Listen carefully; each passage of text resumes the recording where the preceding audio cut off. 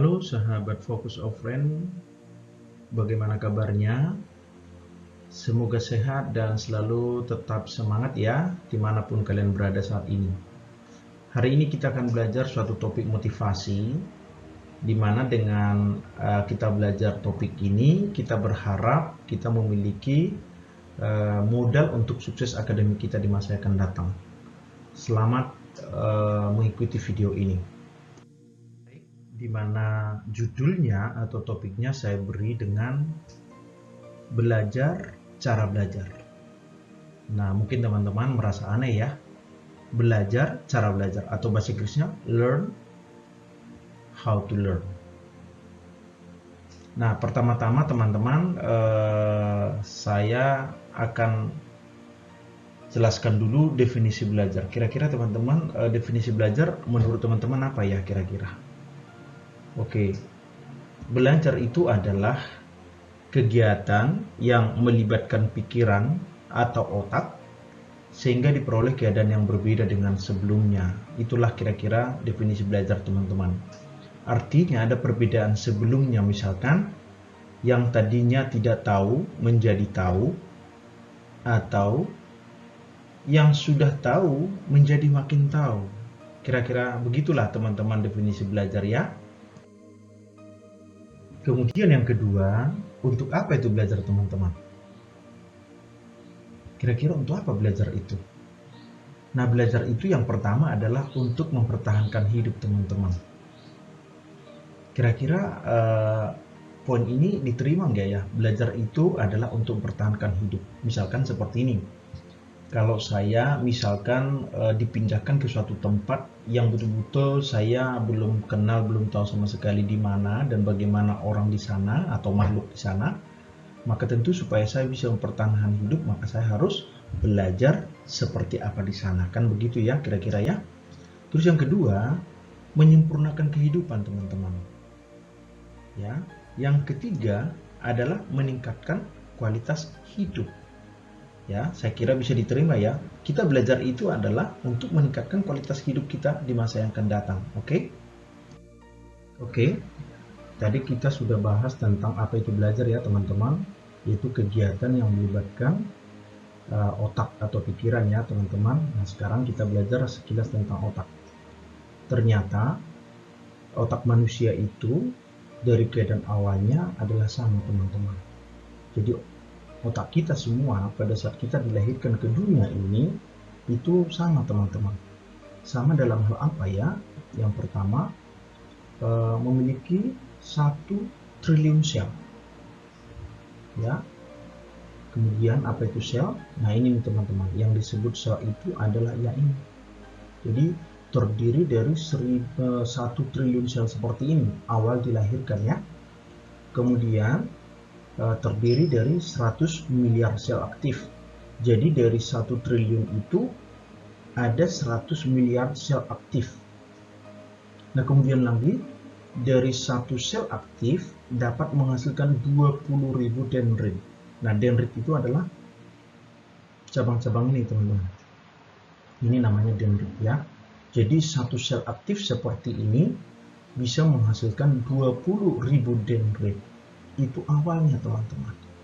Nah, seiring dengan bertambahnya waktu dan apakah otak itu dilatih atau tidak, maka yang aktif ini akan berkurang.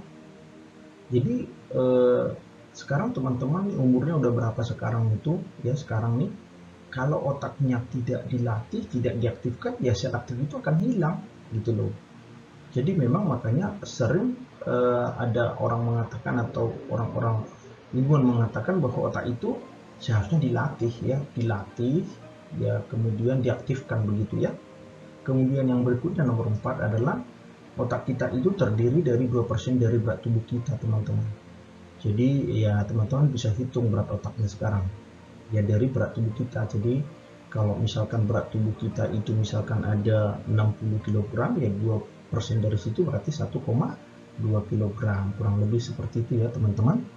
Nah, pertanyaannya mungkin apakah kalau otak orang semakin besar kemampuannya juga makin hebat atau makin jenius? Nah, pertanyaannya juga, Apa perbedaan otaknya Einstein dengan otak manusia pada umumnya? Apakah karena otaknya besar? Pernah dengar informasi tentang itu, teman-teman? Nah, ternyata saking keponya ya, saking penasarannya orang tentang Einstein dulu.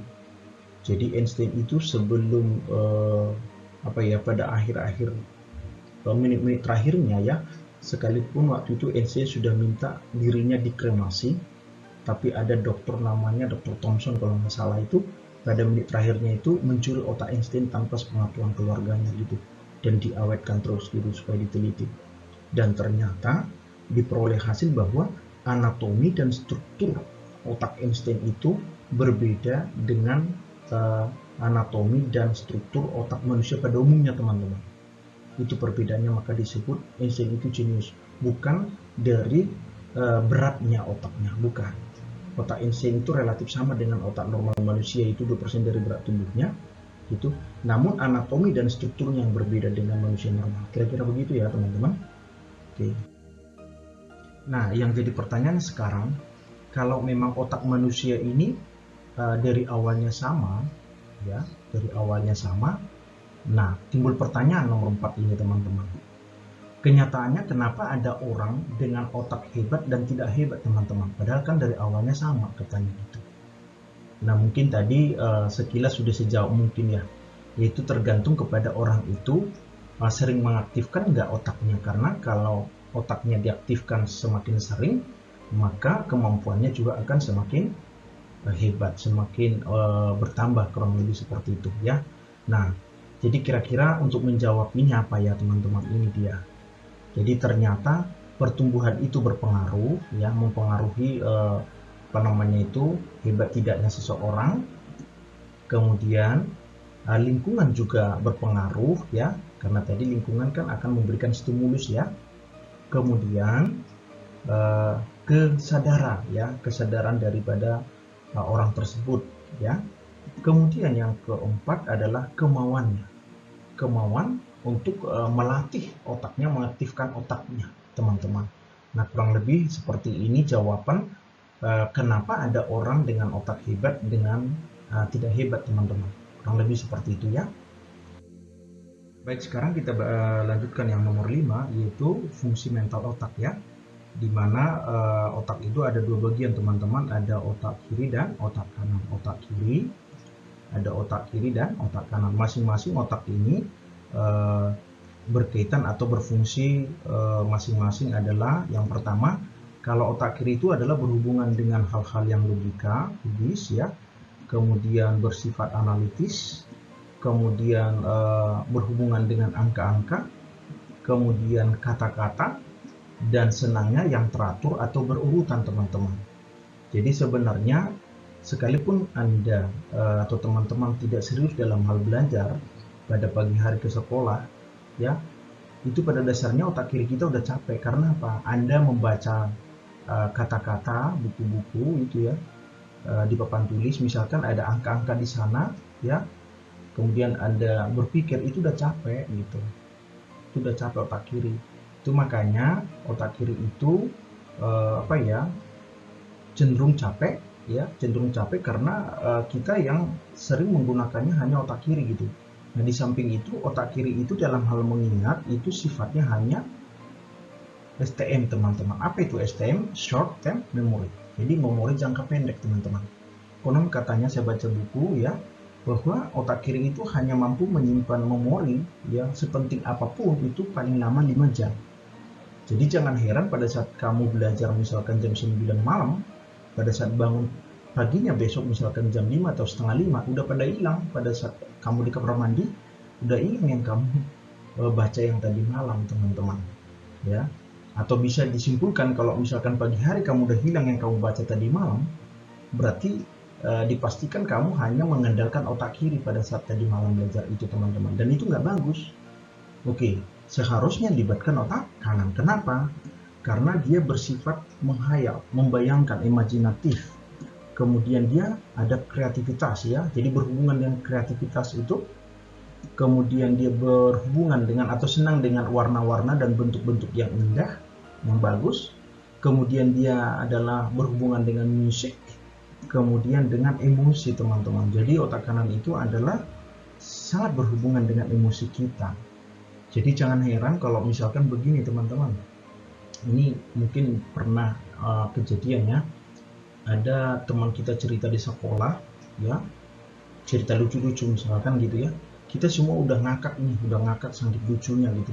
Jadi tiba-tiba setelah kita udah selesai ketawa, ada teman kita ketawa belakangan. Nah, bisa dipastikan bahwa otak kanannya nggak aktif pada saat ini karena emosinya baru tercerna setelah orang lain selesai, begitu teman-teman ya.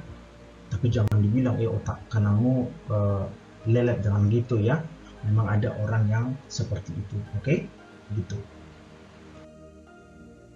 Nah, baik, yang sekarang yang nomor 6 adalah pertanyaan begini teman-teman. Apa yang perlu diperhatikan untuk belajar efektif itu? Hal-hal apa yang perlu kita perhatikan agar bisa kita belajar efektif gitu teman-teman ya. Oke, yang pertama kita perhatikan adalah tempat kita belajar teman-teman. Nah, di dalam tempat belajar ini ya syaratnya harus nyaman ya, nyamannya cukup gitu ya, bukan mewah gitu ya. Nah, beda nyaman dengan mewah, oke. Kemudian penerangannya juga harus cukup, oke. Kemudian ventilasinya juga cukup. Kemudian harus tersedia air putih teman-teman ya, karena konon katanya makanan otak itu adalah air putih. Jadi kalau sudah merasa lelah, minumlah air putih, oke. Kemudian yang berikutnya adalah hindari pada saat belajar itu, teman-teman harus menghindari yang namanya sofa yang empuk gitu loh. Karena kalau Anda belajar di tempat atau sofa yang empuk, itu bukan belajar, tidur namanya ya, tidur efektif itu namanya, oke. Kemudian hindari ini TV, HP, iPad dan lain-lain lah pokoknya yang berhubungan dengan gadget gitu ya. Gadget gitu sangat mengganggu. Nah, mungkin Anda bertanya atau teman-teman bertanya, gimana kalau misalkan materi itu dari HP? Enggak apa-apa, tapi harus komitmen dari awal. Kita buka HP itu kebutuhannya hanya untuk melihat materi itu gitu loh teman-teman, jangan yang lain gitu ya. Jadi emosi itu harus di apa namanya itu, di manajemen gitu ya. Jangan menjadi ngaur gitu ya, oke. Kemudian ya hindari makan junk food pada saat belajar, karena apa? Akan mempercepat kamu jadi ngantuk ya. Coba makan mie pada saat belajar, makan burger pada saat belajar, pasti cepat ngantuk teman-teman. Itu sangat tidak disarankan, oke. Kemudian belajar sambil tiduran juga jangan sekali-sekali teman-teman ya, karena ini akan membuat Anda cepat tidur, bukan cepat mengerti ya teman-teman ya, cepat tidur jadinya. Kemudian yang berikutnya adalah masalah waktu ya. Waktu belajar itu harus terencana teman-teman. Maksudnya apa? Begini, bahan pelajaran yang banyak perlu waktu yang banyak ya. Jadi kalau pelajaran kita banyak ya, juga waktu kita harus perlu banyak gitu loh ya. Tapi perlu ada istirahat kan gitu. Kemudian rutinitas, maksudnya belajar itu ya, misalkan jangan hanya pada saat ada PR baru belajar ya. Belajar itu perlu rutin, belajar pada waktu yang sama setiap hari gitu misalkan ya. Sekalipun tidak ada PR ya, belajarlah supaya melatih otak dan dia tidak nanti misalkan dijejali materi yang banyak pada saat waktu yang singkat, akan nolak teman-teman, itu maksudnya ya. Makanya kenapa kamu belajar misalkan ngerti pada saat satu malam tapi itu hilang, itu tadi dia nolak gitu teman-teman ya. Udah nolak, kemudian kamu hanya menggunakan otak kiri lagi ya, cepat hilang. Kemudian jangan menunda. Nah, ini yang jadi masalah kan, ini penyakit nih, jangan menunda belajar. Baik, tadi adalah masalah jangan menunda ya teman-teman pada saat waktu belajar gitu ya. Nah, ini ada seorang pakar ya, namanya Ben Franklin, dan metodenya sering disebut dengan metode Ben Franklin. Itu apa? Menghilangkan alasan-alasan negatif untuk menunda belajar atau menunda kegiatan lah ceritanya begitu ya. Nah, menurut Ben Franklin, kita teman-teman harus tahu dulu apa alasan kita menunda ya, apa alasan kita menunda, dan kita harus tahu realita kita menunda itu nanti apa gitu, sebagai akibat gitu loh. Itu penting ya. Jadi kita tahu alasan kita menunda, kemudian apa realita sebagai akibat dari menunda itu. Nah, baik, Konon katanya alasan menunda dari belajar atau mengerjakan PR itu adalah yang paling banyak itu malas. Nah, teman-teman tahu nggak realita daripada kalau kamu bilang malas? Realitanya adalah, nih, semakin dipelihara malas itu akan semakin merusak dan merugikan. Semakin merusak diri kamu dan rugi, ya, rugi dalam segi waktu gitu. Kenapa? Misalkan merusak itu artinya apa? Kamu nanti akan belajar memaksa diri dengan materi yang banyak gitu ya, sampai larut malam gitu, ya akan merusak badan. Udah larut malam, belum tentu yang masuk banyak gitu, ya. Kemudian yang merugikan waktu habisin waktu aja sebenarnya itu gitu. Nggak ada yang ngerti, hanya sedikit yang ngerti gitu ya, nggak efektif gitu. Nah kemudian yang kedua adalah katanya tidak mood. Nah tahukah Anda kalau Anda tidak bilang tidak mood? Ini realitanya, faktanya begini bahwa yang menyelesaikan PR itu bukanlah mood, melainkan tindakan. Nah, jika saya hanya menunggu mood, ya, jadi kalau kamu bilang dalam dirimu, tunggu ada mood dulu gitu. Nah, ini realitanya. Jika saya hanya menunggu mood, saya tidak akan pernah mengerjakannya. Jadi contoh kita, misalkan mood itu sebuah analoginya sebuah benda. Ya, benda itu misalkan dilemparkan orang atau nempel ke kamu, udah dapat, udah datang mood, baru belajar gitu. Itu bahaya gitu. Jadi harus bisa kita bilangkan bahwa yang mengerjakan PR itu bukan mood, adalah tindakan saya gitu ya teman-teman. Itu penting. Karena jika Anda hanya menunggu mood nggak bakalan bisa terselesaikan kalau lebih seperti itu, oke? Oke, ini masih metode Ben Franklin ya teman-teman. Ya, bagaimana kita untuk menghilangkan atau alasan untuk tidak menunda itu ya. Konon katanya metodenya dia itu gunakan kalimat positif untuk diri sendiri. Nah, jadi teman-teman dari sekian banyak kalimat positif ini, nanti pilih yang paling tepat untuk diri Anda masing-masing, oke? Oke, jadi pada saat sudah tidak mood atau pada saat kamu dalam keadaan malas, ya untuk menghindari kedua katakanlah hal-hal yang merugikan itu, maka gunakanlah kalimat ini untuk mengusirnya. Yang pertama adalah oke, tidak ada waktu sebaik sekarang. Itu harus betul-betul dibilangkan dalam hati ya. Dibilang gitu ya, dikatakan gitu. Self talk lah gitu, ngomong sendiri. Tidak ada waktu sebaik sekarang ya. Kemudian waktu tidak akan pernah berulang. Itu kamu harus bilang. Jadi kalau kamu bayangkan waktu itu seperti air itu kan setiap saat mengalir gitu, nggak bisa berulang lagi kembali gitu. Sama, waktu itu juga tidak akan pernah kembali gitu. Jadi waktu tidak akan pernah berulang. Kemudian lebih cepat saya kerjakan, lebih cepat bersenang-senang dengan teman-teman gitu ya. Enak toh. Kalau udah selesai, langsung di bayangan kita itu adalah, waduh pergi dengan teman-teman begitu, oke? Kemudian yang berikutnya, saya pernah mengerjakan tugas seperti ini dan saya bisa. Nah, coba bayangkan teman-teman, pernah Anda mengalami tugas yang banyak dan Anda bisa mengerjakannya. Ulangi lagi peristiwa itu dalam hati Anda. Anda akan semangat mengerjakannya, oke? Nah, saya tahu saya akan merasa lebih baik setelah menyelesaikannya. Nah, dari sekian banyak kalimat ini teman-teman, ya ada satu lagi, jika hanya tunggu mood, saya tidak akan pernah selesai. Gitu ya. Anda harus pilih dari sekian kalimat ini mana yang paling pas. Mungkin 2 kalimat boleh. Jadi ucapkan ya, diucapkan dengan betul-betul semangat dalam diri Anda. Oke? Kemudian tips mengisi waktu kosong teman-teman. Nah ini dia ya. Jadi kalau ada waktu kosong, misalkan di sekolah gurunya nggak ada, kan ada tuh kadang-kadang ya, jam ketiga nggak ada gurunya karena sakit, apa kerja kita, aktivitas Anda.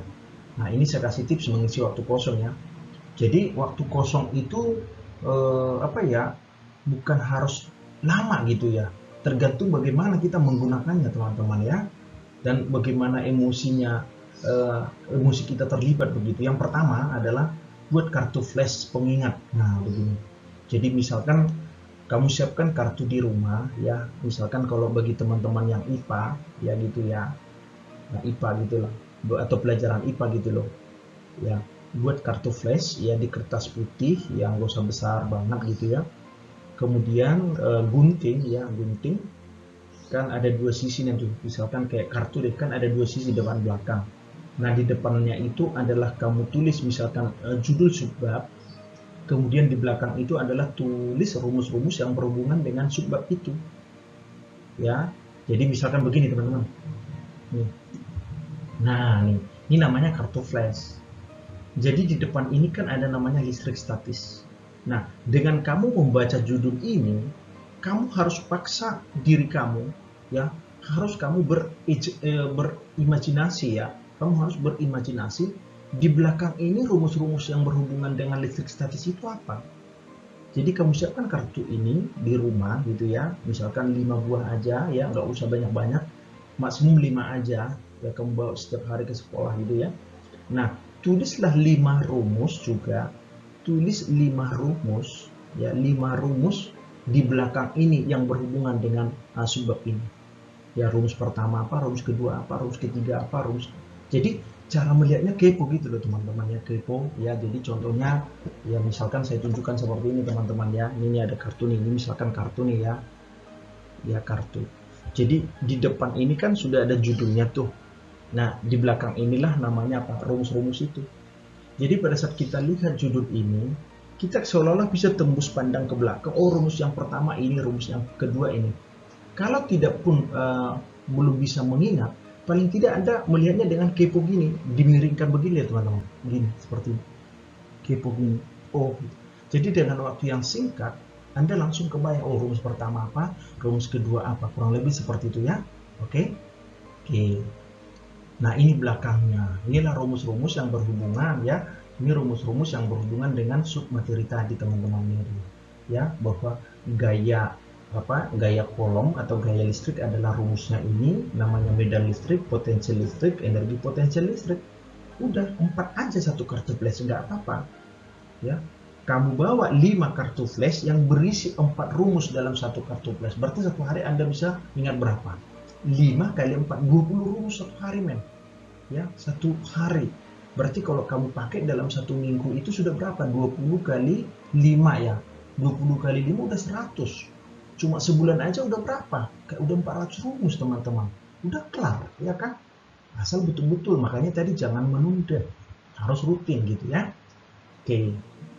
Nah, kemudian kamu harus buat ringkasan pelajaran dengan format mind map. Mind map itu adalah peta belajar ya teman-teman ya.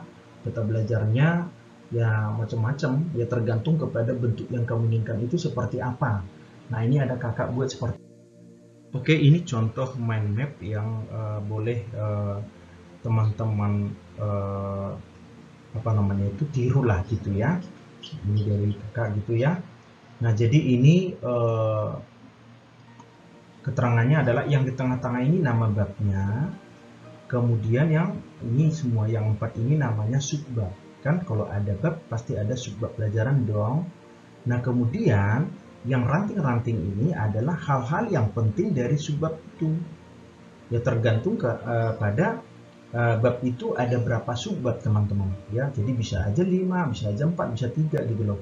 Nah, pokoknya buat semenarik mungkin. Ya, menarik menurut Anda ya. Menarik menurut Anda. Jadi sekali lagi intinya, di tengah-tengah namanya bab, kemudian ada subbab. Kemudian ada hal-hal yang penting dari subbab itu teman-teman. Dibuat semenarik mungkin dan warnanya juga. Nah, ini namanya mind map. Nah, kalau adik-adik atau teman-teman suka yang seperti ini monggo. Terus ada lagi nanti yang berikutnya seperti teman-teman ya. Ini yang kedua, contoh yang kedua nih. Nah, jadi berbentuk tumbuhan gitu ya. Oke. Oke, nggak apa-apa. Ini boleh ditulis di sini namanya babnya. Nah, ini cabang-cabangnya seperti itu ya. Cabang-cabangnya. Ya. Kemudian ini adalah subbab-subbabnya. Mana yang paling menarik menurut teman-teman gitu. Yang penting belajar itu kan menarik menurut kita, bukan menurut orang. Oke? Begitu.